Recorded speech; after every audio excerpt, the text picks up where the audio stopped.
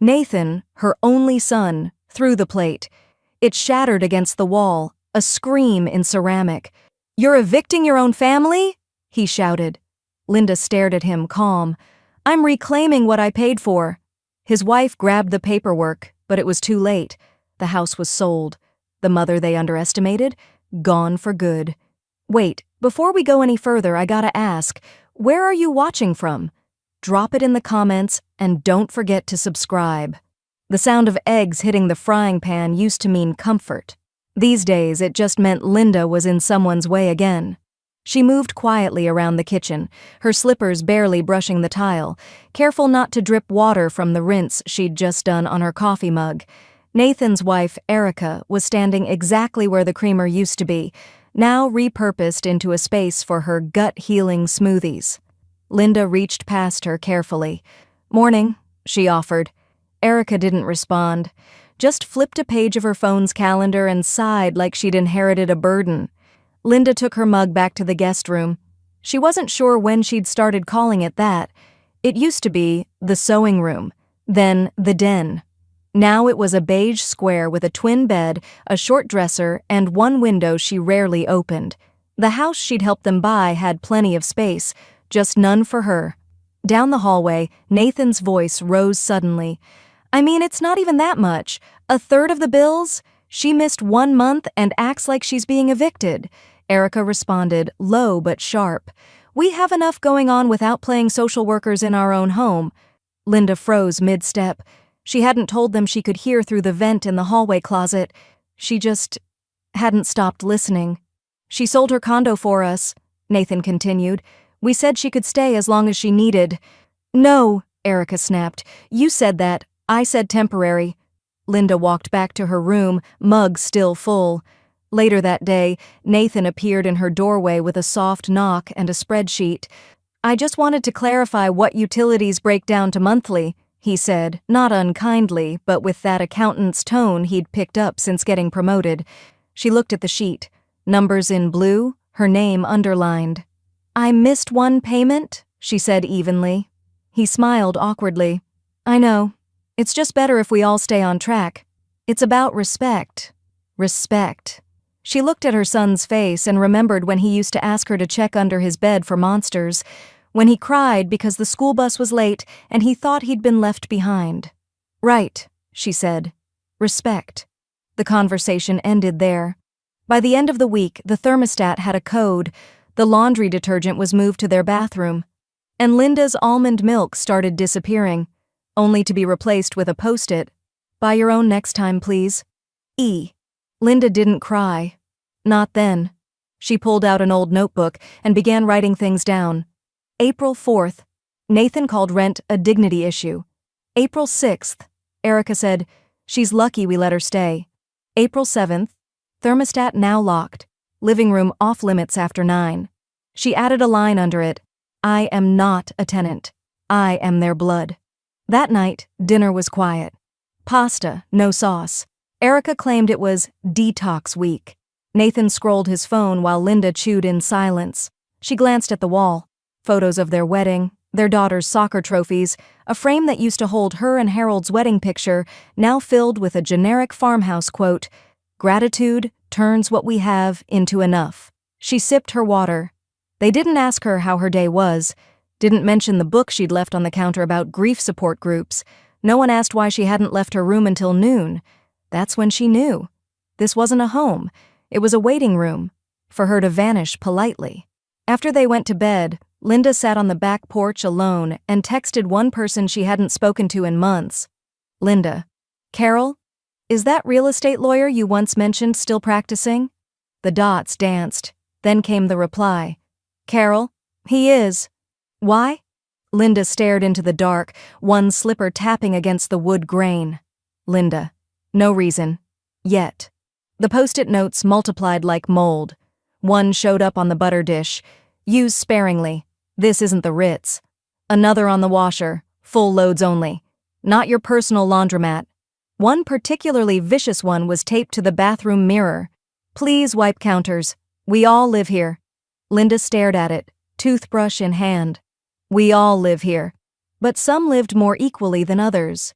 She began keeping a second notebook, this one smaller, easier to hide in her purse. Each entry began the same way: the date, the offense, and a single sentence about how it made her feel. April 10th.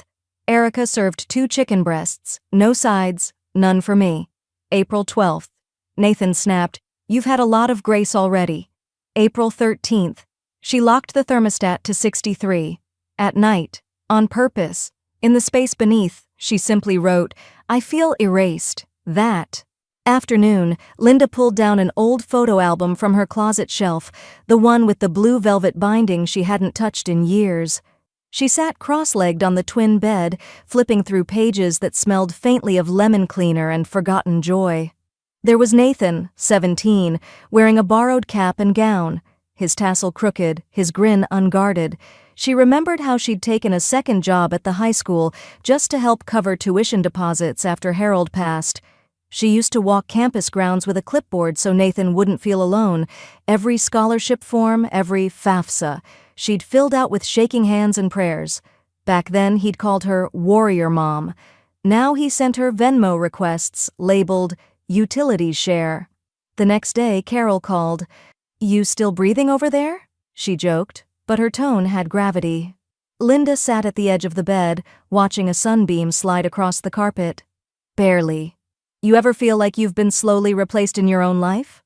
"All the time," Carol said, "usually by people who smile while doing it." Linda laughed softly, then went quiet. "I think," she finally said, "they've decided I'm disposable." There was a pause. Then, "Meet me Thursday. That lawyer I told you about, Jim Rollins, he's discreet, sharp too. He handled your paperwork, remember?" "I remember," Linda said. "I just never thought I'd need him again." 2 days later, she slipped out while Nathan was at work and Erica was at Pilates. She dressed in slacks and a soft cardigan Harold once bought her, the one she never wore because Erica said it looked dated. Jim Rollins had an office tucked above a dry cleaner, the kind of place that didn't advertise but never went out of business. He still remembered her. "You're not on the deed alone," he said, flipping through the old files she'd brought. "But based on your financial contribution and the timing of the down payment, this isn't a rental arrangement. You're a co-owner." Linda blinked. "Even though they've been paying the mortgage?" "Partial payments don't override equity," he said. "Especially not if your investment was foundational, and based on these receipts, you never signed away rights. Not formally, not legally." She sat very still. "You're not stuck, Linda," Jim added gently. "You're just quieter than most people realize. That can change." When she got home, no one asked where she'd been. No one noticed that her coat smelled faintly of starch and legal pads. Erica left a cold-pressed juice on the counter with a sticky note, "Not for sharing. Gut detox." Linda peeled it off slowly, folded it in half, tucked it into her smaller notebook. Later that night, she sat on her bed, laptop open, and began a private folder titled Plan B in case Grace runs out. She clicked save, then closed her eyes. From the hallway, she could hear the sound of forks clinking against china. Erica had made steak. None for Linda. She hadn't even asked. Linda opened her eyes. "Let them forget me," she thought. "I remember everything." The morning light spilled across the kitchen floor like it always had, warm and indifferent. Linda stood at the sink, rinsing out her teacup with slow, deliberate movements. She watched the way the water circled the drain, the sound oddly comforting in its predictability. Everything else in her life lately felt like it had been rewritten in a language she only partially understood, one where courtesy meant calculation and home meant occupancy by permission. Nathan passed behind her without saying anything, headed straight for the fridge. He reached in, pulled out a protein drink and muttered, "We're thinking of redoing the floors. Erica wants to brighten it up in here." Linda turned, her hands still damp, her voice quiet. "Oh?" He didn't look up as he peeled off the cap. "Yeah, laminate probably, and maybe knock down the half wall by the dining room. Open up the space more." She gave a small nod and dried her hands on a towel. He didn't ask what she thought. He didn't even pretend to. Just as he hadn't asked about the kitchen tiles she had chosen 3 years ago when she transferred the bulk of her condo sale into their down payment. She remembered walking through the aisles of that hardware store with him, how he'd held up paint swatches and asked, "Do you think this feels like home?" Apparently, it had only needed to feel like home for two. She said nothing, just returned to her room and sat at the edge of her bed, the guest mattress sagging slightly in the center. The folder Jim Rollins had given her still sat in the bottom drawer of her dresser, beneath a stack of winter scarves and an old shawl that smelled faintly of rose oil.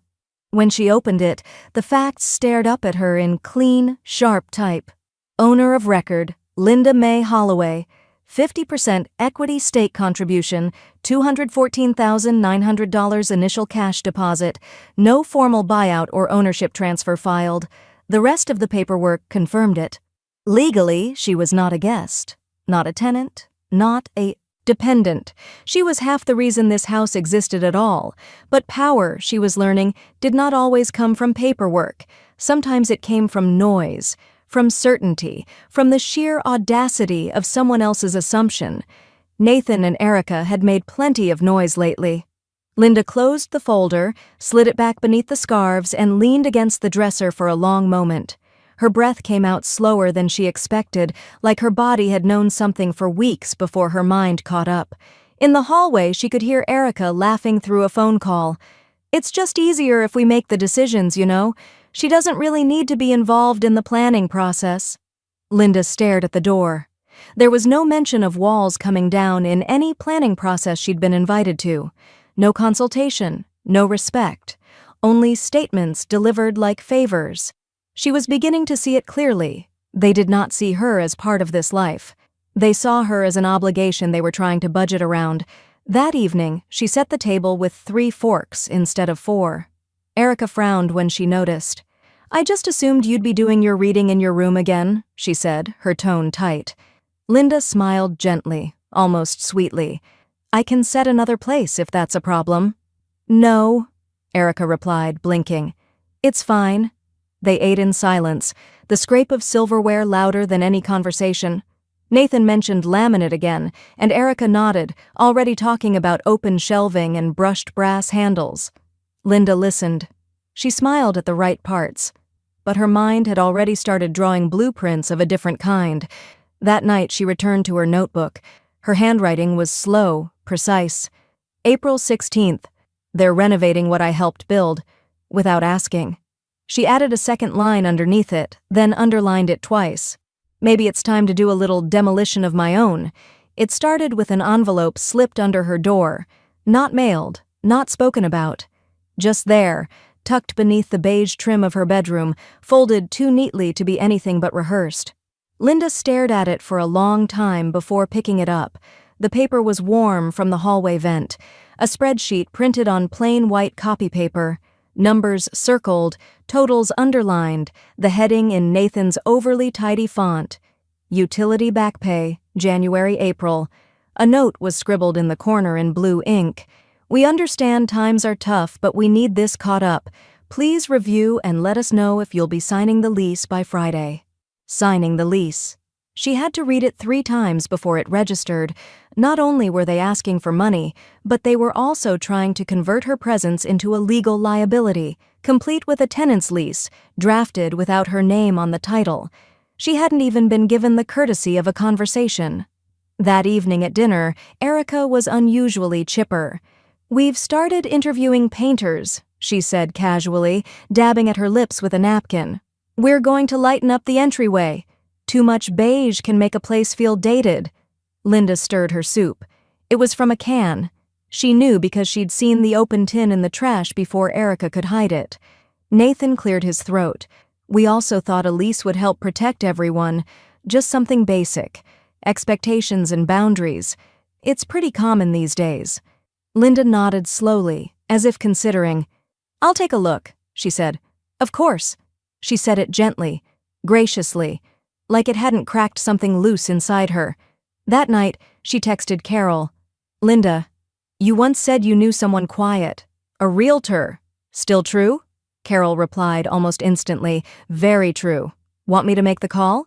"Linda, please, discretion matters." The next morning, Linda spent nearly 2 hours in her room with a calculator. 2 bank statements, and the folder from Jim Rollins. She double-checked every figure she could find: her original deposit, the equity timeline, the home's appraised value from 2 years ago, and what similar houses in the neighborhood had sold for in the past 6 months. The numbers weren't just encouraging, they were liberating. By noon, Carol had texted back with a name: Trisha Feldman. Works fast, doesn't ask questions she doesn't need answers to. Linda saved the contact and sent a short introductory message. A few minutes later, her phone rang. Trisha's voice was calm, no nonsense, and warm in the way that didn't pretend. "I understand you're not on a timeline, but you're under pressure." Linda smiled faintly. "That's exactly right. Then let's get you options." Later that afternoon, while Nathan was working from the sunroom and Erica was out getting new curtain samples, Linda opened the hallway closet and pulled down the green box labeled Photos, pre-2010. It had lived on the top shelf untouched for years, but she knew every picture by heart. She sat on her twin bed, opening one album after another. Nathan's first birthday, cake smeared across his cheek, her arms around him, Harold off to the side laughing with his whole face, family vacations, backyard barbecues, a photo of the 3 of them seated on the porch of their first apartment, chairs rusted but spirits high. None of the pictures were recent, none of them included Erica, and none captured the woman she was now. She held a photo from Nathan's high school graduation in her hands. Her fingers trembled just slightly. "I was always your home," she whispered. But what she didn't say, what she couldn't quite let go of, was that this house had never returned the favor. She packed the album away again. Then, carefully, she tore the lease draft in half and placed it in the fireplace, not bothering to light it, just left it there, like a dare. That night she added a new entry to her notebook. April 19th. "They want me gone, but not until I leave them my share." She underlined it, then added a second line. "They don't know yet. I'm the one making the exit plan." The next morning, she stood in front of the bathroom mirror and smoothed her blouse. Her reflection stared back. Not broken, not erased, just resolved. She had an appointment with Trisha in an hour, and she intended to be early. The doorbell rang just after 11. Linda was seated at the kitchen table, her coffee cooling untouched beside a yellow legal pad filled with tiny check marks. A light breeze stirred the curtain, but she didn't flinch. She already knew who it would be. She stood, smoothed her blouse, and opened the front door like she'd been expecting the day for years. "Ms. Holloway?" the man asked, stepping forward with a crisp binder and a camera slung over his shoulder. "Trisha said you'd be ready." Linda smiled. "Come in, Daniel." His shoes were clean, quiet against the hardwood as he moved inside, scanning the layout.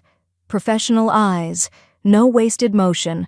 The moment his camera clicked, a voice echoed down the hallway. "Excuse me, who are you?" Nathan rounded the corner, still in his slippers and a faded university t-shirt, blinking like someone yanked too fast from a dream. His gaze landed on the camera, then on Linda, then back again. "Mom, what the hell is this? Who is this man?" Daniel looked up, polite but unbothered. "Apologies. I'm with Feldman Realty, just here to take listing photos." Nathan's mouth dropped. "Listing?" Linda stepped forward gently, her hands clasped in front of her. "He's here for the property." "Our property?" Nathan stared at her, blinking. "What do you mean, our? What's going on?" Linda inhaled slowly, the kind of breath that steadied the ground beneath your feet. "I mean, I never sold my half, Nathan. I never signed it away. And since you two have made it clear I'm a guest here, well, it's time the house had new hosts." For a moment, all Nathan could do was stare. The words didn't make sense to him. He kept blinking, trying to reorder reality, but the pieces no longer fit. "You're selling the house?" Linda's voice didn't rise. "It's already in escrow." Behind them, Erica's voice rang out from the stairs. "What do you mean, escrow? What is going on?" She came down in yoga pants and fury, phone in hand, recording. "Are you filming in my house? You need permission to film in someone's house." "It's not just yours," Linda said calmly. "And no, we don't." Erica turned to Nathan, breath sharp. "Tell me this is a joke." Nathan opened his mouth, then closed it again. Linda stepped between them, never raising her voice. I gave you months. I gave you silence. But now I'm giving you notice. You wouldn't dare, Erica hissed. Linda met her eyes. I already did. Nathan looked pale. You're evicting us? I'm removing myself, she replied. You just happened to be standing where I invested. Daniel continued taking photos. The click of his shutter now sounded like punctuation marks. This can't be legal, Erica muttered, scrolling furiously through her phone. It's entirely legal, Linda replied. But you're welcome to have your own attorney confirm. In the meantime, you'll receive formal notice from escrow. Closing is in 3 weeks. There was silence, a heavy one, like dust settling after a ceiling caves in. Daniel finished his pass through the downstairs and gave a polite nod. I'll let Trisha know we're good to go. Linda walked him to the door. As it closed behind him, Erica let out a sharp laugh. You're insane. You think anyone's going to buy this place out from under us without knowing what a viper you are? Linda turned slowly. Oh, they already know. I told them the story myself. The part where I sold my condo to help my son, only to be billed for butter and punished with silence. They liked it. You're going to ruin this family, Nathan whispered. No, Linda said gently. You already did. I'm just packing the receipts. She turned toward the kitchen, her mug still on the table, coffee now cold. Behind her, Erica sank onto the couch, phone still clenched in her hand. Nathan remained standing, as if moving would confirm it was real. Linda picked up her mug. Her fingers brushed the edge of the legal pad. She added one more check mark, then crossed out the words at the top, contingency plan, and wrote beneath it, execution. The next morning, the kitchen smelled like cinnamon rolls. Linda stepped in, cautious, as if crossing into someone else's dream. A full pot of fresh coffee sat on the warmer. A clean mug, her mug, waited beside it. Next to that, a plate with a warm pastry and a sticky note in Erica's looping cursive. For you, since you've had a rough week. Rough week. Linda almost laughed, but instead, she blinked twice and smiled faintly, as if touched. She picked up the roll and brought it to the table, letting it rest on a napkin she never unwrapped. Nathan walked in a moment later, hair slicked back, the slight hint of aftershave trailing behind him like a flag of good intentions. Hey, Mom, he said lightly. Did you sleep okay? She looked up slowly. Best in weeks. He nodded, like this made sense. We were thinking maybe a family dinner this weekend, just us. Catch up, talk things through. Linda offered a soft smile. That sounds nice. He relaxed. She took a small bite of the roll. Too sweet. Too obvious. She swallowed it anyway, then licked a dab of icing from her thumb, careful to make it look appreciative. After he left, Linda opened her phone and messaged Trisha. Linda, they're turning on the charm. Trisha. Classic. Escrow rattled them. Linda. Any risks? Trisha. If they contest before closing, yes. You need airtight backups. All of it. Linda. Already started. Trisha. Then let them play nice. But don't let your guard down, ever. By afternoon, Linda had lined up a notary visit, scanned her bank statements into a secure drive, forwarded Jim Rollins her updated affidavit, and set a PIN lock on her phone. She also printed out her power of attorney paperwork and placed it in an envelope marked, "In case of obstruction." She slid it beneath her mattress, right beside her folder titled Plan B. Late that evening, she found Erica in the kitchen, chopping herbs with deliberate care. The kitchen lights were dimmed, jazz humming low from the Bluetooth speaker. A candle flickered in the window like a set piece in a too-perfect play. Hey, Erica said, her tone syrupy. I was just thinking, maybe we could repaint your room? Something warmer, more inviting? Linda tilted her head. That's thoughtful. You've just been through so much, Erica continued, not quite meeting her eyes. It's no wonder you're feeling reactive. Reactive? Linda echoed gently. I mean, all this legal stuff. Escrow, realtors walking through like you're flipping a foreclosure. She paused, knife still in hand. We don't want this to get ugly, Linda. Of course not, Linda said. That's why I hired a lawyer before I filed anything. Erica blinked. I'm not confused, Linda added softly. I'm prepared. The knife stilled against the cutting board. Erica turned. Her smile was gone. You do this. You're out of our lives. Linda stepped forward. You keep saying that like it's a threat, but from where I'm standing it sounds like freedom. For a beat, neither woman moved. Then Erica turned back to her chopping, more forceful this time. Nathan's trying to fix this. He still believes this can be salvaged. Linda's voice was calm. Then he believes in ghosts. Erica didn't respond. That night, Linda lay in bed, her fingers tracing the stitched edges of her notebook. She added one more entry. April 22nd. They remembered I'm human. Only after realizing I'm powerful. She underlined the final sentence twice. They've underestimated the quiet one for the last time, and on her nightstand, next to her reading lamp, sat a new envelope. Sealed, initialed, stamped certified. The backup plan to the backup plan. Because kindness from cornered people wasn't kindness at all. It was bait. And Linda had stopped biting. The table was set with more effort than usual. Cloth napkins, a real tablecloth, wine glasses, even though Linda rarely drank anymore.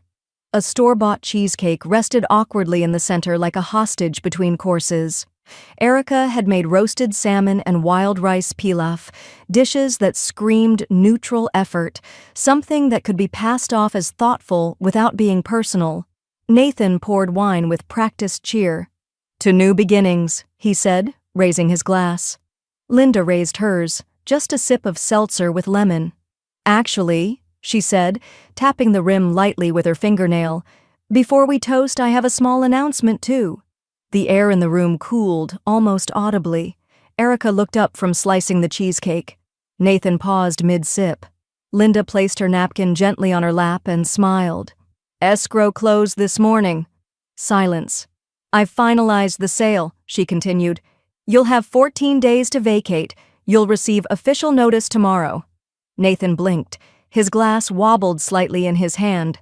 Erica spoke first. Excuse? Linda didn't flinch. You heard me. Nathan slowly set his wine down. You're kidding. Linda met his eyes, calm and steady. Number, I've signed every document, wired every fee, notarized, filed, certified. It's done. The silence was broken by the sharp clatter of ceramic. Erica dropping the cheesecake knife onto the plate. The metal edge rang against porcelain like a warning bell. Nathan's voice dropped low. You're selling the house, out from under us. Linda cocked her head. Half of it was already mine. You treated it like a favor. I corrected the paperwork. He stood, so fast his chair legs screeched against the floor.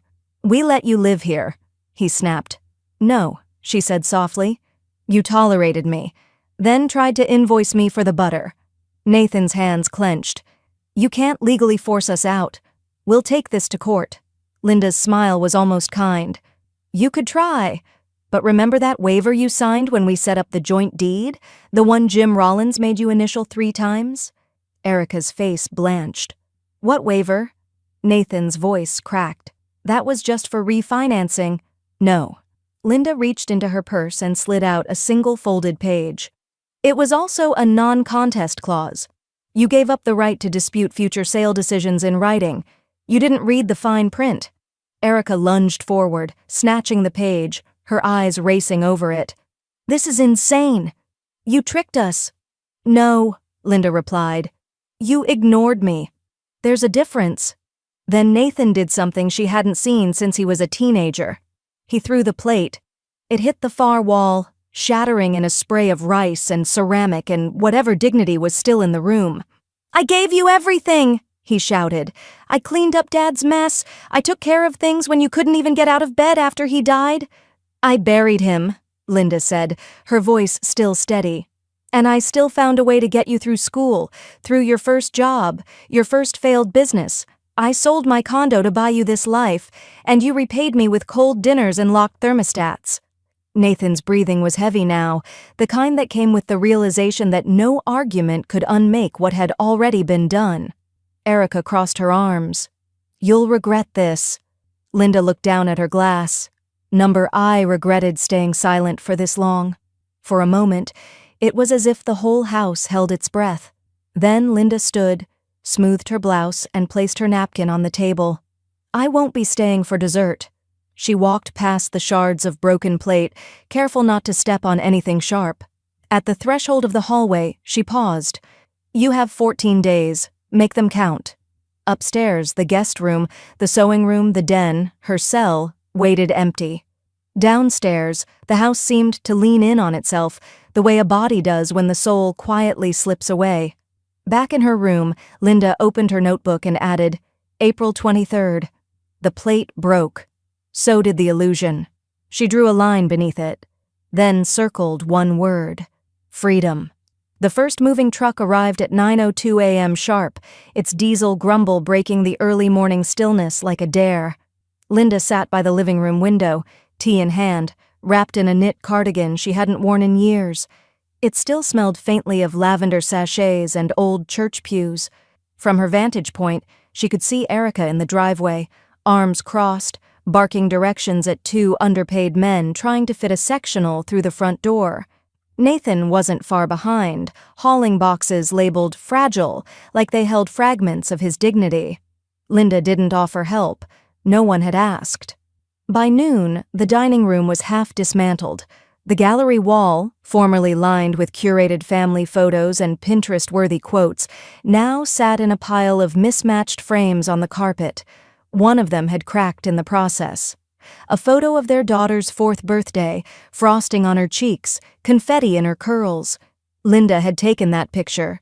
She rose and walked to the kitchen just as Nathan entered from the garage, sweat darkening the collar of his shirt. He didn't speak at first, just stood there, catching his breath. "I was just trying to protect my family," he said finally, voice hoarse. Linda opened the fridge and poured herself a glass of water. She took her time answering. "From me?" she asked softly. "Or from having to admit you failed?" Nathan flinched. She didn't press. She didn't need to. He turned away, muttering something she couldn't quite hear, and disappeared down the hall. The boxes kept multiplying. Everywhere she looked, cardboard and tape and panic. Erica trying to argue with the moving guys about how the couch wouldn't fit in the storage unit. Nathan swearing under his breath when he knocked over a lamp. The energy of the house had shifted again. Less hostile now, but far more chaotic. Linda's phone buzzed. "Carol." "Outside. I brought something fizzy." She met her on the front porch, the sun warm against the wood. Carol held up a bottle of champagne with a mischievous, "Replaced your compass with her own." "I don't know when ambition became entitlement, but I do know you let it happen. You watched her diminish me in my own home and called it a phase. You forged my future with disappearing ink." She leaned forward slightly. "I still love you. That's the tragedy, I suppose. But I don't owe you sanctuary. I owe myself truth." Marilyn clicked the camera off. She pulled out a padded mailer and slipped the photograph inside, added a small note on monogrammed stationery. "You can keep this. The house won't miss you." She sealed it, addressed it, walked it to the mailbox. Back inside, the late light was pouring into the kitchen like honey. She made herself a soft cheese sandwich and ate it slowly, savoring the quiet. Across the table sat the camcorder, still warm, the tiny red light now dark. That night, she filed the video into a folder marked, "If They Try Again." Then she opened a second one, "If I Ever Forget." Just before bed, she walked down the hallway and past the empty picture hooks where family photos had once hung. She didn't fill them. Instead, she opened her drawer and pulled out the watch. Harold's. Still ticking. Still hers. As she slipped it on, she glanced toward the doorway and whispered, "Goodbye, baby." Not loud, but meant. The courtroom wasn't grand. It was one of those modern county courtrooms built for speed, not spectacle. Gray carpet, modular furniture, and that particular fluorescent buzz that made everyone look just a little bit guilty. But Marilyn entered with her head high and her hair done in a quiet updo. She wore navy, no black. She had mourned enough. Greg and Kelsey sat at the petitioner's table. Kelsey in beige, like someone auditioning for sincerity. Greg with a wrinkled folder and eyes that avoided everyone. Diane sat beside Marilyn, calm and precise, her briefcase already open, a tabbed binder in front of her like scripture. "All rise," the bailiff called. The judge, a woman in her late 50s with sharp cheekbones and the patience of a librarian, entered. Case number 4792, Owens v. Owens. Motion to declare Ms. Marilyn Owens mentally unfit and to challenge the transfer of property into an irrevocable charitable trust. The room settled. Kelsey's lawyer, young and eager, stood first. "Your Honor, we are here today because my clients, Mr. and Mrs. Owens, are deeply concerned about the mental well-being of Mr. Owens's elderly mother.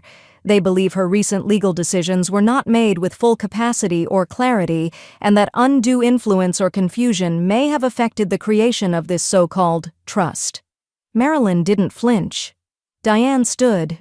"Your Honor, we'll provide medical clearance from a licensed neuropsychologist dated within the past 30 days, stating Ms. Owens is in full cognitive health.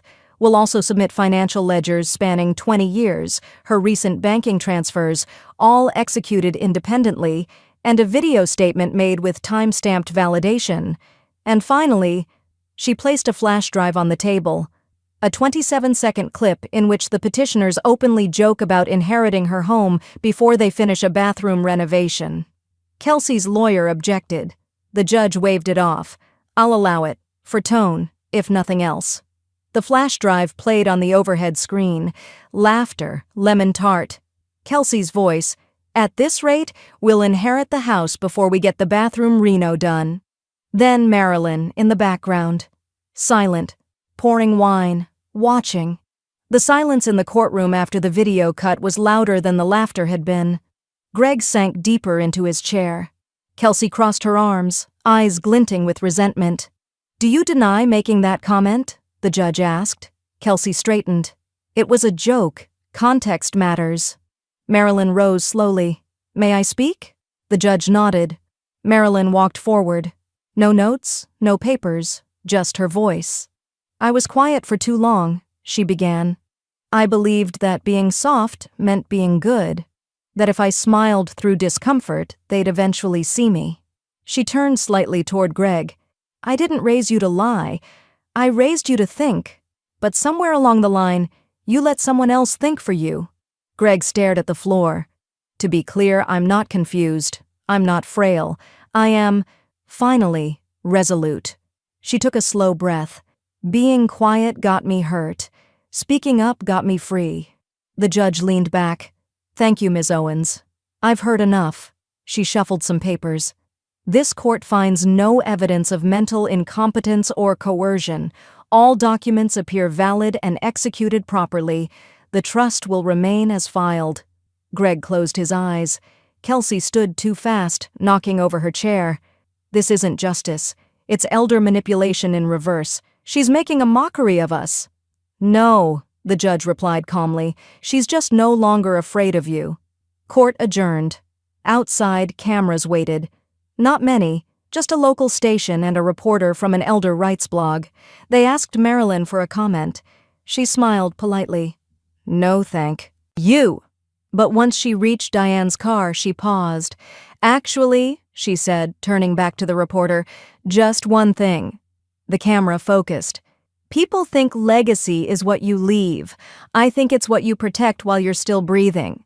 She stepped into the car, shut the door. Back on Sycamore Lane, a package waited on her porch. No return address. Inside, a single small jar. One of Kelsey's candles. Label peeled off. Wick unused. Attached was a note, written in Greg's handwriting. "I don't want this either. I just didn't know how to stop her." Marilyn lit the candle, let it burn for 30 seconds, then gently extinguished the flame.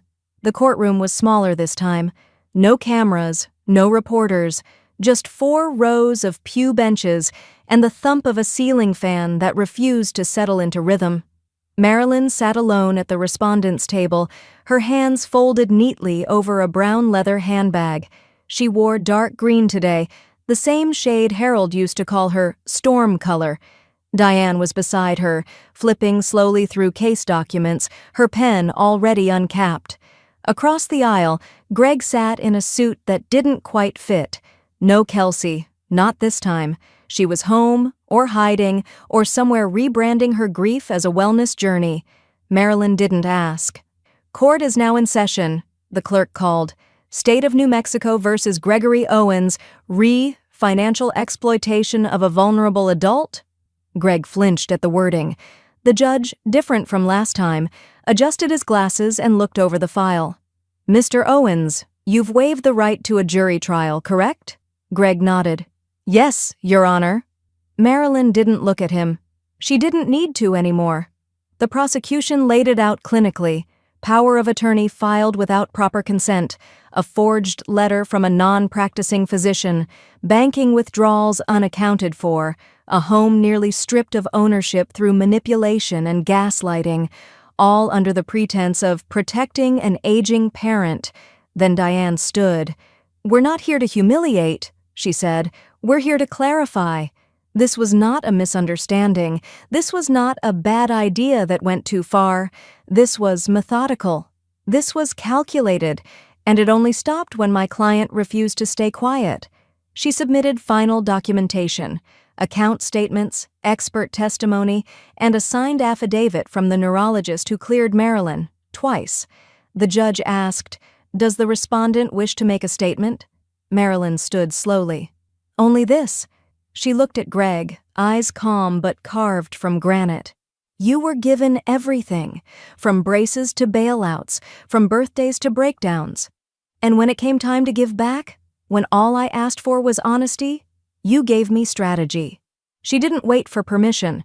She sat down again, dignity intact. The courtroom fell quiet as the judge flipped through the file.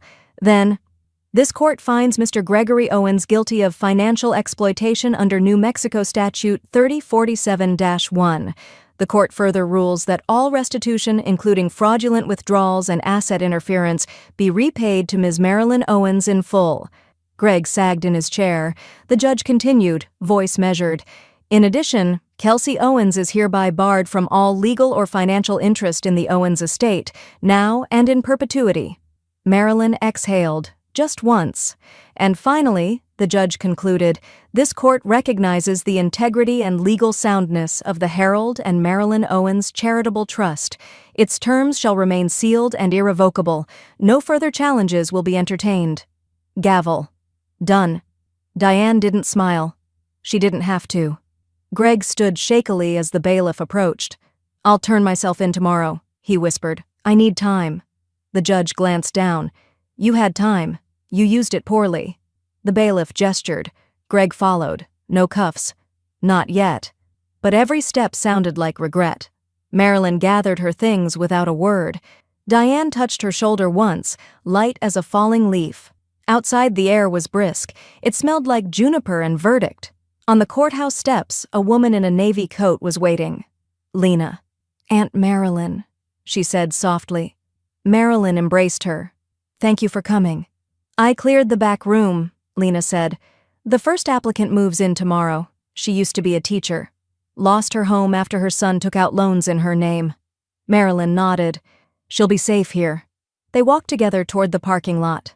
At the curb, Marilyn paused and looked back at the courthouse. "For years I thought silence was love," she said. "Turns out love has a louder voice." Lena smiled gently. "And a sharper pen." Marilyn slipped into the passenger seat. As Lena pulled away from the curb, Marilyn's phone buzzed once in her handbag. Unknown number. She let it go to voicemail. Back home, the porch light was already on. Automatic now, triggered by movement or the fall of dusk. As they approached the house, Marilyn noticed something new tucked into the mailbox.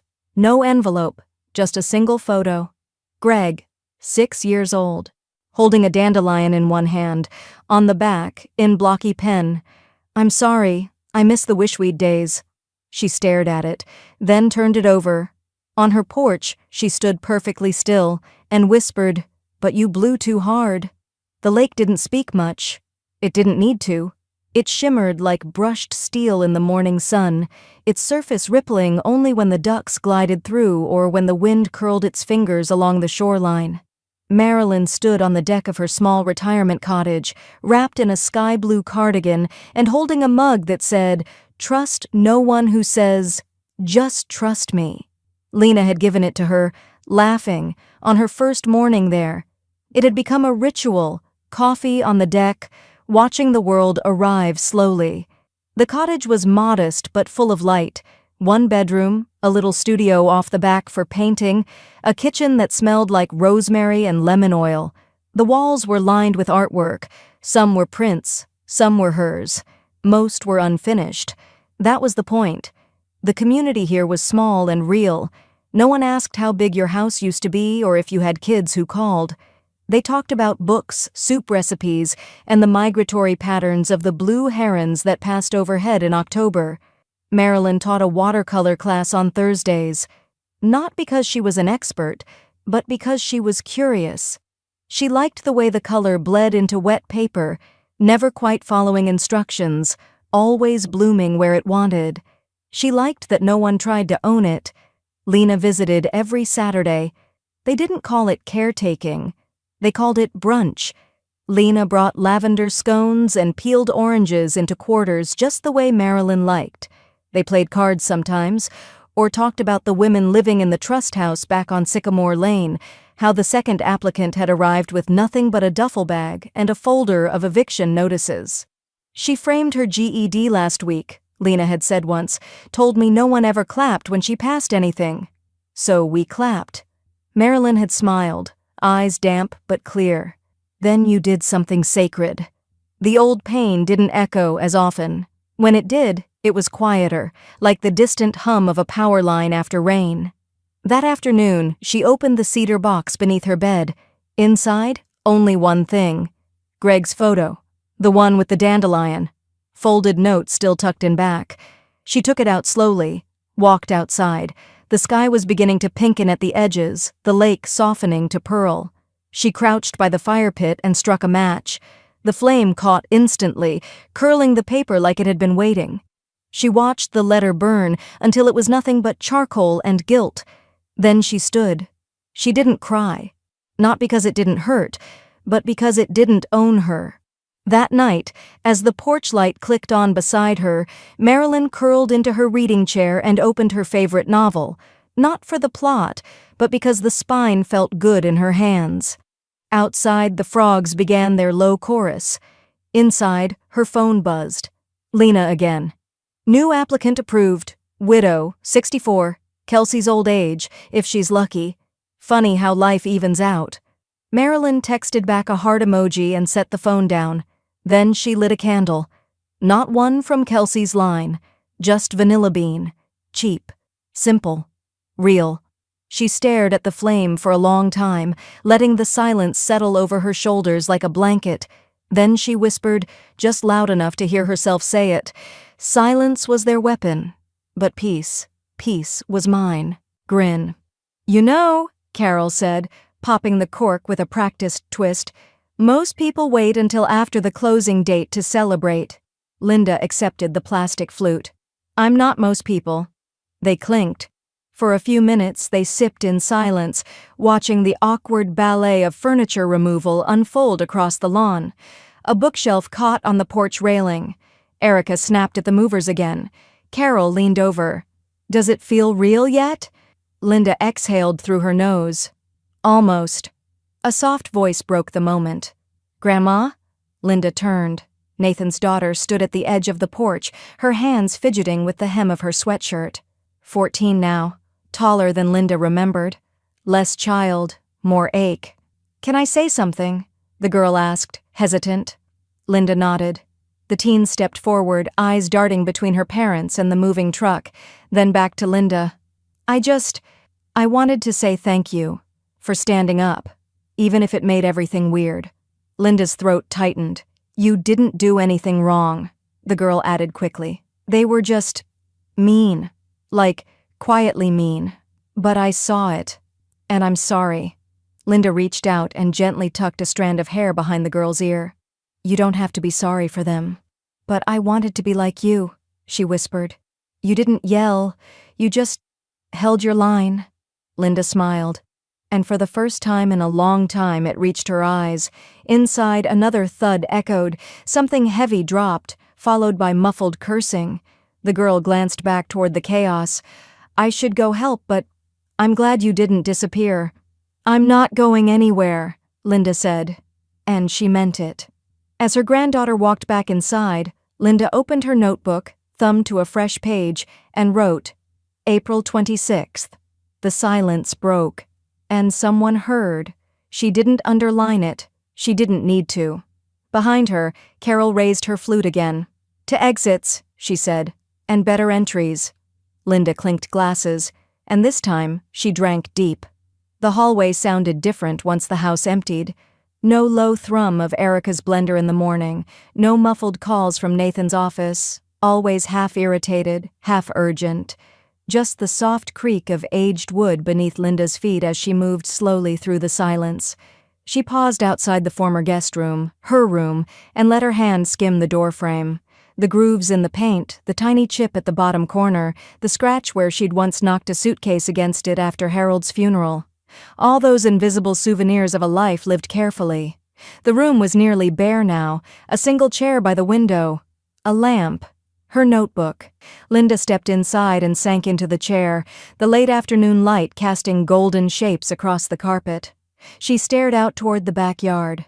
The same view she'd had when Harold first parked their car outside this very house, the day Nathan brought them here with shaky pride and keys still warm from the realtor's hand. She remembered how Harold had stepped onto the lawn, squinting up at the eaves. "It's a fixer," he'd said. "But a good one," Linda had replied. He'd nodded, then smiled, that sideways grin he saved for her. "You thinking what I'm thinking?" She had been. They had cashed in 2 CDs, sold the condo, and bet on something bigger than square footage, a future. A belief that family mattered more than independence, that helping your child build their life was worth reshaping your own. That kind of belief came with a cost, and Linda was finally tallying the receipt. Her phone buzzed beside her. "Tricia, just got confirmation. Escrow closed. Funds will be wired to your new condo's trust account tomorrow. You're all set." Linda stared at the screen. Relief didn't rush in. It arrived slowly, like water finding the lowest places. Carol's knock came minutes later, just 2 quick taps, the same rhythm she'd used since college dorms and potluck dinners. "Ready for your victory lap?" she asked, stepping inside with 2 mugs and a look that didn't expect forced smiles. Linda took the offered cup. "It doesn't feel like victory." Carol sat on the edge of the bed, eyeing the room's emptiness. Number it rarely does, but it is clarity, and clarity has its own kind of peace. Linda looked around, the air thick with memory. "Do you remember the day we moved in?" "You mean when Nathan made us all take off our shoes before stepping on the new carpet?" Carol smirked. "And Harold tracked in mud anyway?" "He said it wasn't real living unless the floors got dirty." Carol tilted her head. "He'd be proud of you, you know." "I'm not sure," Linda said. "He believed in bridges, in family, no matter how far they strayed." Carol's voice softened. "Sometimes burning a bridge lights your way forward." Linda let that sit in the space between them. She wasn't angry. Not anymore. What she felt now was something far more dangerous to regret. Resolve. "I thought giving up the condo was the cost of peace," Linda said quietly. "But that wasn't peace. That was compliance." "And this?" Linda stood slowly, moved to the window, and looked out one final time. "This is peace, earned, not begged for." They stayed like that for a while, one sitting, one standing, both breathing in the weight of an ending. Then Carol asked, "Want to see the listing for your new place?" Linda turned. "Only if there's room for books and a dog." "There's room for both," Carol said, pulling out her phone. Just as Linda reached for it, the landline in the hallway rang. Old-fashioned, shrill, out of place now. Linda froze. Carol raised a brow. "You expecting a call?" Linda shook her head and walked into the hall, her footsteps echoing off bare walls. She lifted the receiver. A pause. Then, "Mrs. Holloway? This is from county records. There's been a motion filed against the inheritance clause on your deed. We'll need to verify a few things." Linda's grip tightened. Back in the doorway, Carol straightened. Linda met her eyes. "No rest for the resilient," she whispered, and held the line. The envelope was heavy, not just in paperweight, but in intent. Linda laid it on the kitchen table of her temporary rental, a modest but sunlit place with laminate floors and a view of the bay. The coffee steamed beside it, untouched. Across the table sat Carol, eyes sharp behind her glasses, reading glasses perched on her nose, red pen in hand like they were back in community college grading essays. "You really want to include the letter?" Carol asked without looking up. "Yes," Linda said quietly. "Not for the courts. For me." She opened the envelope. Inside were 3 documents: her newly revised will, an addendum marked timeline of financial contributions, and a 1-page letter written in her tightest cursive. Carol pushed the addendum closer, skimming the notes. "You've listed every dollar?" "Down to the penny." Linda nodded. "Tuition deposits, groceries the first year after Harold died, the closing costs from the condo, the landscaping I paid for in spring of 19, every transfer, every receipt." Carol gave a low whistle. "If he tries to challenge this, he'll be shredded before docket call." Linda picked up the letter, her hand pausing before folding it again. "Nathan, you once told me I was the reason you had a future. But lately, it's felt like I became the obstacle you most wanted to forget. This isn't revenge. This is accountability. You don't get to call someone dead weight and still profit from their sacrifices. Love isn't measured by inheritance, but disrespect will never be rewarded." "Mom." Carol tapped the last page. "You sure about the scholarship?" "Yes." "Full amount?" "All of it." Linda walked over to her desk and picked up the brochure Tricia had mailed her. A new local scholarship launching in Harold's name, the H. Holloway Promise Fund, offering first-generation college students a chance to break the same barriers Nathan once needed help crossing. "It'll go further there," she said. Carol smiled. "Harold would have liked that." "I know." They signed the paperwork together. Linda's notary arrived later that afternoon, and by sunset, the files had been scanned, certified, and emailed to the estate attorney handling the final documentation. The next morning, Linda rose early and drove to the county courthouse, just in case.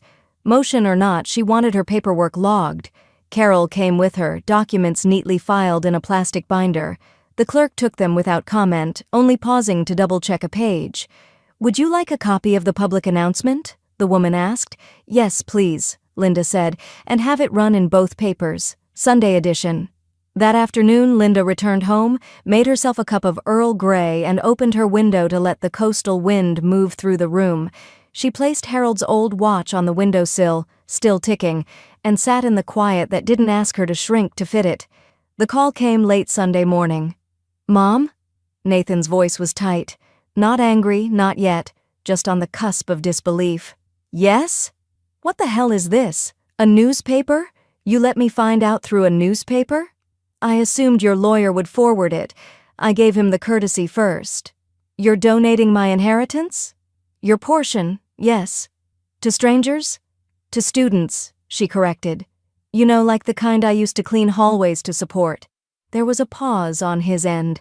Then the familiar shift, the script he always turned to when out of options. "I made mistakes, okay? I know I messed up, but that doesn't mean you get to erase me from the family." Linda let the silence grow roots. "You erased yourself," she said finally. "I just stopped making room." He cursed under his breath. "I'll fight this." "You already tried. Remember the deed?" Silence again. Then the line went dead. Linda didn't flinch. She turned back to her notebook and added a new entry. April 28th. He opened the paper and saw the legacy went elsewhere. Carol walked in from the patio, holding the Sunday edition folded neatly. "You ready for the fallout?" Linda smiled. "I already lived through the worst of it." Carol handed her the paper. Linda didn't look at the headline. She looked at the donation page and saw Harold's name printed in black ink under the words, "Because some inheritances are meant to be earned."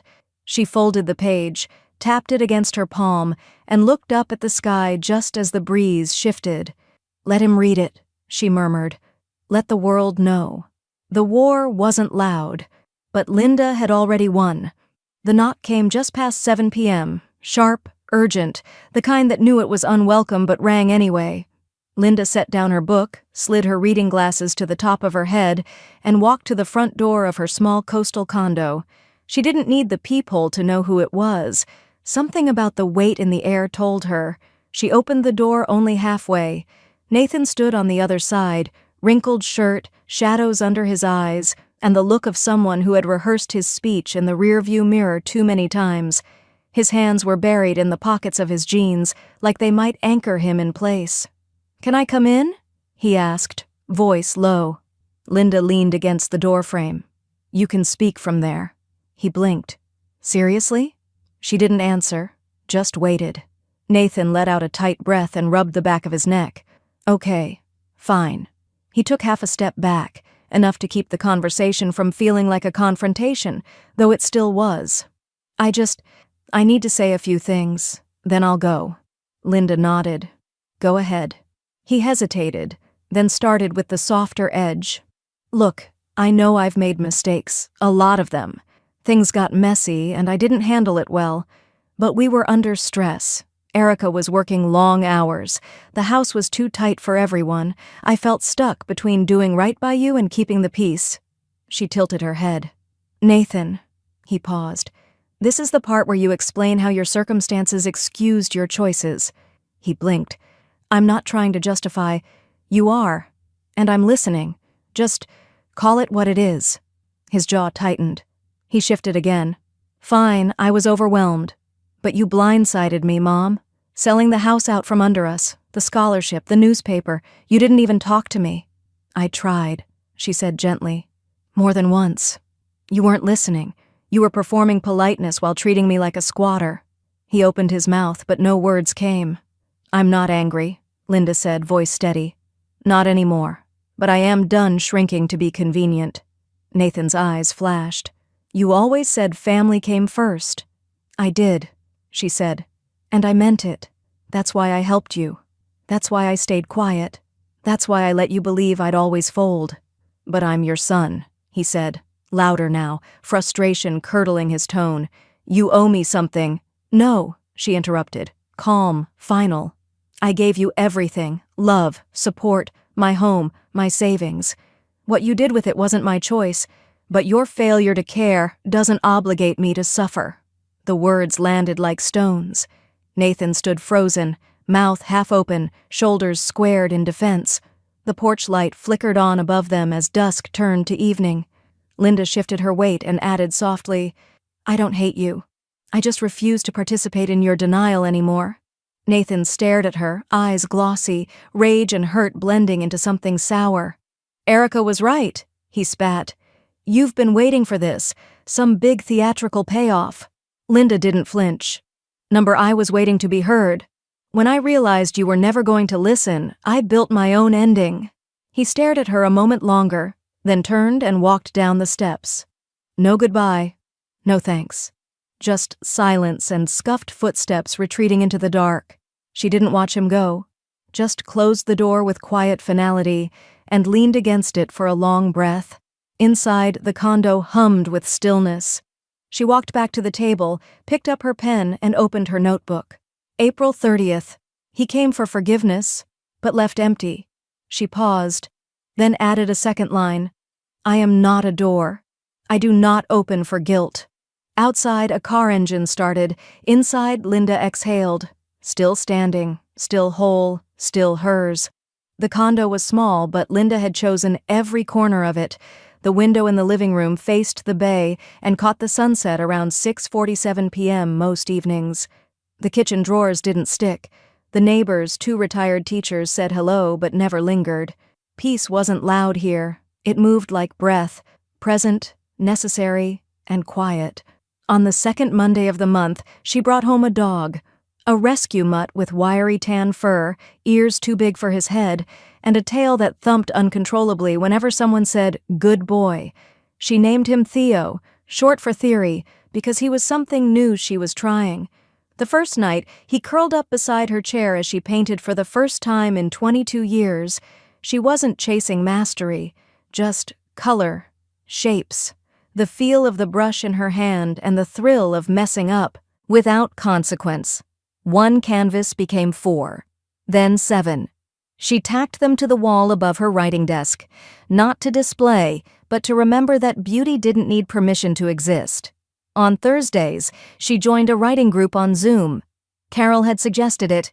If you're going to be making history, you might as well write some down. And Linda had agreed. It took her 3 sessions just to unmute herself, but by the 4th, she was reading a short piece titled, "Things I Didn't Say in Real Time." The group clapped, kindly and earnestly. One woman cried, someone asked if it was fiction. Linda just smiled and said, "Parts of it." Healing didn't arrive with banners. It came in careful routines. Early walks with Theo, chamomile tea, learning to nap without guilt. She started grocery shopping with headphones, listening to old jazz and sometimes audiobooks. She spoke softer, not from timidity, but because no one in her life now needed to be shouted over. Then one Sunday afternoon, her doorbell rang.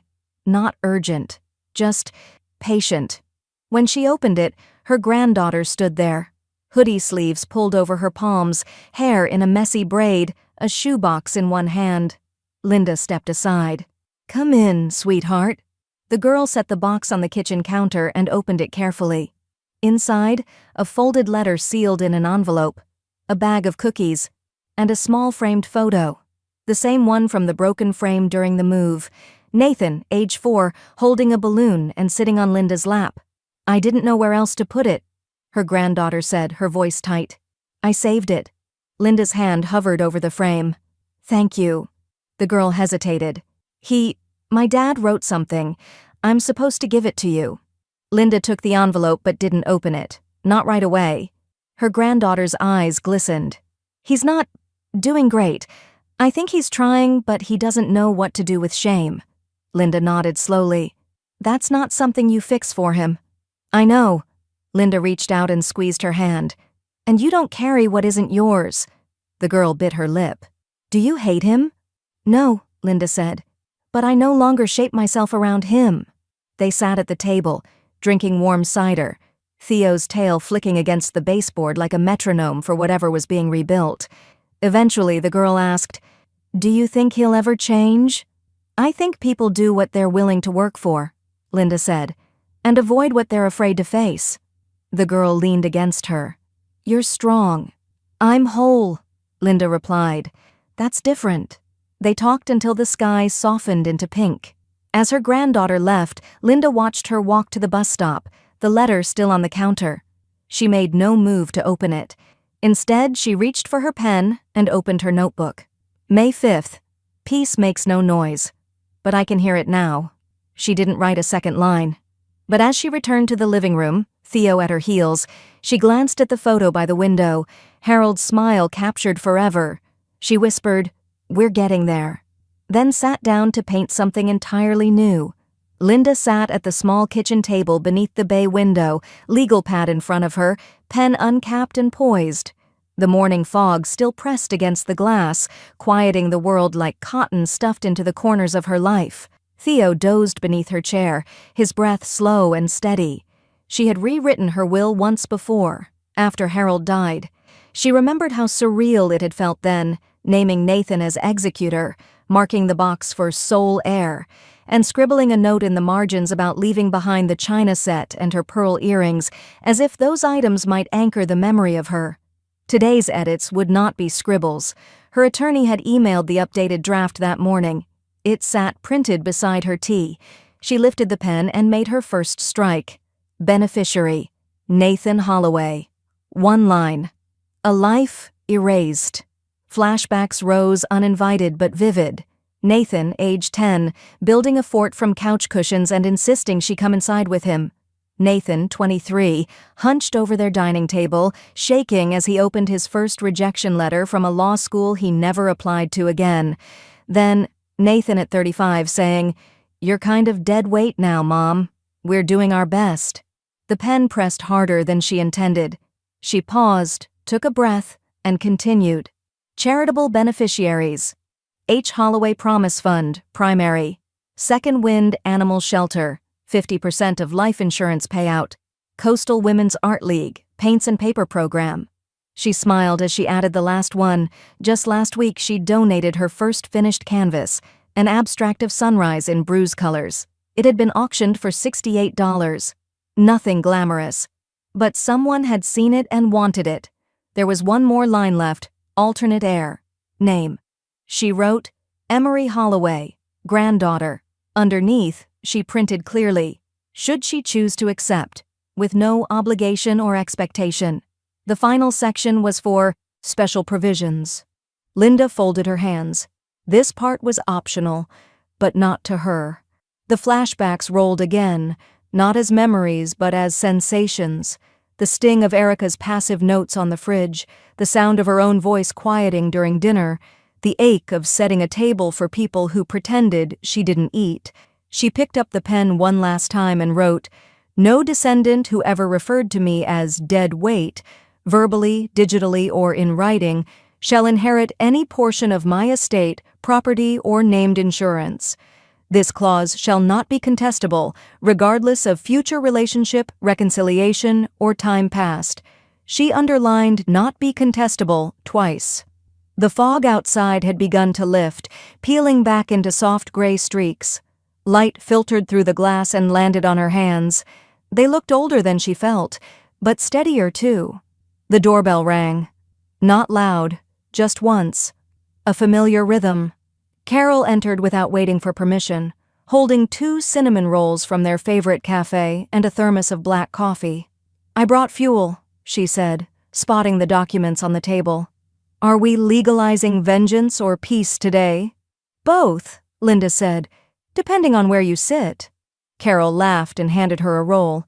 You look like someone who just made history. No, Linda replied. I just made sure history won't repeat itself. Carol sat across from her and pointed to the final clause. That's new. Closure needs teeth, Linda said, or people chew through it. They ate in a silence filled with ease. Afterward, Linda placed the signed papers back into their envelope, sealed it, and tucked it into the filing drawer beneath Harold's old watch. Her notebook lay nearby, still open. She picked up her pen and wrote, May 10th. My legacy no longer lives in silence. It lives in ink. She didn't wait for a second line. But as she turned to the next page, the doorbell rang again. Theo barked softly. Linda stood, and this time, she opened the door all the way. The house was on the market, but Linda didn't go to the open house. She didn't have to. Instead, she sat on the boardwalk 2 blocks from the bluff and watched the ocean move like breath.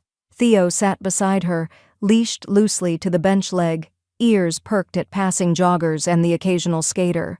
The salty air tugged at the loose strands of her hair, and the foam on her cappuccino had long since collapsed into a warm, bittersweet puddle. Carol's voice crackled through her phone. You good? Linda smiled faintly, eyes still fixed on the shifting blue horizon. I'm finally home. She didn't mean the condo, or the coast. She meant her body, her name, her life. Across town, strangers were walking through the home she once helped buy with a check she never got back. A realtor with a too-white smile pointed at features she'd once fought to keep, crown molding, built-ins, the oak flooring she'd picked herself in aisle 17 of Lowe's. Somewhere inside, the bathroom still had the faint scent of lavender tile cleaner. Someone might fall in love with it. That would be fine. It was just a house now. She rose, brushing toast crumbs from her cardigan, and walked home with Theo trotting beside her. That evening she dressed slowly, soft navy slacks, a pearl button blouse, a blazer in charcoal gray, simple earrings, a spritz of her old rosewater perfume, not out of nostalgia, but because she could. The gala was at the art museum downtown, quiet, elegant, understated. A soft jazz trio played in one corner beneath warm lighting. Linen-covered tables bore tiny plaques with donor names, and Linda's was carved next to Harold's, the Holloway Promise Fund, in honor of growth over inheritance, the theme of the night, first chances, second starts. As guests arrived, Linda didn't make speeches or draw eyes. She didn't need to. Her name was printed in the program, in the scholarship roster, in the hallway beside the framed portrait of Harold that Emery had taken from her iPhone and submitted without telling anyone. He was laughing in it, real and alive in a way he hadn't been for years before he died. Linda stood beside it for a moment, glass of water in hand. "You're the one," a voice said behind her. She turned. A girl, maybe 19, maybe younger, stood in a plain black dress with calloused hands and eyes that had seen too much too soon. "I got your scholarship," the girl said. "I didn't know if you'd be here." Linda's throat tightened. "I'm here." The girl stepped forward and hugged her. Tight, sudden, as if she'd been carrying something she couldn't name until this moment made it real. "Your gift changed everything," the girl whispered. "Everything." Linda's hand trembled as she reached up and returned the hug, gentle and brief. After the girl left, Carol found her at the buffet. "You okay?" she asked. Linda nodded. "I used to dream of applause. Turns out I just needed silence and someone to say thank you without being told to." They stood side by side, watching the crowd mill, under crystal lights. A man approached Carol with a tray of wine and flirtation. She winked at Linda, took a glass, and let herself be led to a table with music and laughter. Linda wandered to a quiet spot by the balcony. Below, the city shimmered. New buildings blinked with promise. Somewhere out there, Nathan might still be nursing grudges like scotch. But it didn't matter now. The world no longer shrank to hold him. Linda stepped out into the cool night air and opened her notebook beneath the moonlight. May 15th. Legacy isn't what we leave, it's what we free. She closed the cover. Inside, the jazz trio played a few bars of something soft and hopeful. And outside, Linda exhaled. No bitterness, no sting, only air, only breath, only beginning. Mornings came easier now. Linda no longer woke to the weight of silence, but to the ease of it. Her small condo had grown into its rhythm, clean lines, quiet corners, and a steady heartbeat set by Theo's tail thumping against the kitchen cabinet whenever she brewed her first cup of tea. There were no voices to dodge, no footsteps stomping through her choices, no sticky notes with suggestions masked as orders, just her breath, and the vast stretch of possibility disguised as another sunrise. Closure, she had learned, wasn't a moment, it was a season, and this one had ripened slowly. She'd started a new canvas that morning, brushstrokes wide and loose, the kind that didn't ask permission from perfection. There was a soft yellow at the bottom, lifting into blues that reminded her of the house on its best days. She didn't know yet what it would become. That was the point. Her granddaughter visited every other Saturday. They didn't talk about Nathan much. Sometimes Emery mentioned how school was going or how the apartment felt less tense, with only one parent pacing the halls. She once asked if she could bring Theo home for a weekend. Linda had gently said no. Not out of spite, but out of protection, for them both. They baked once. Emery burned the first batch of cookies and laughed until she snorted. Linda had laughed too, loudly. The kind of laugh that took years off and weight off and something else off too, like armor finally no longer needed. Some nights, Linda walked to the overlook past the boardwalk, carrying a small, woven bag filled with pieces of her former life, things that weren't worth keeping, but too full of memory to trash. She'd been chipping away at it piece by piece. Tonight, she brought the last one. Her old house keys, 4 of them on a brass ring, slightly rusted, worn smooth from years of turning locks that never truly opened anything for her. The breeze off the ocean was cool but not cold. Theo sat beside her, head tilted toward the waves as if listening for something ancient and familiar. Linda held the keys in her palm for a moment. She thought of Harold, how he'd gripped her hand during house tours, how he'd insisted on installing the storm door himself, even though he hadn't held a drill properly since the Reagan administration. She thought of the nights they'd sat on the back porch, dreaming of a future for their son, a future he'd claimed, and then closed the door behind. She thought of betrayal, not like a knife, but like erosion, how slow dismissal had worn her down more thoroughly than any scream ever could, and how finally setting a boundary had been louder than any shout she could have managed. And still, she had found joy on the other side. She tightened her fingers around the keys, then opened her hand over the railing and let them go. They made a small sound against the sea, a plink swallowed instantly by the tide. No fanfare, no applause, just the sound of something ending, and the peace that followed it, As she turned to go, her phone buzzed. A voicemail waited. She listened as the wind curled around her. "Hi, Ms. Holloway. This is Tara from Hargrove and Bennett. Just confirming that as of today the estate is officially closed. All filings are complete. You are, by every legal and financial definition, free." The word hung in her ear like music. Free. Linda smiled. Back home, she fed Theo, turned on the kettle, and slipped her painting back onto the easel. She added one more line of gold, light, breaking through the blue. Then opened her notebook and wrote the final line, May 31st, I was dead weight, to the wrong people. She let the pen rest beside the page. Outside, the waves kept moving, soft and steady, like breath. And inside, Linda exhaled. Not relief, not regret, just peace. Bought in full.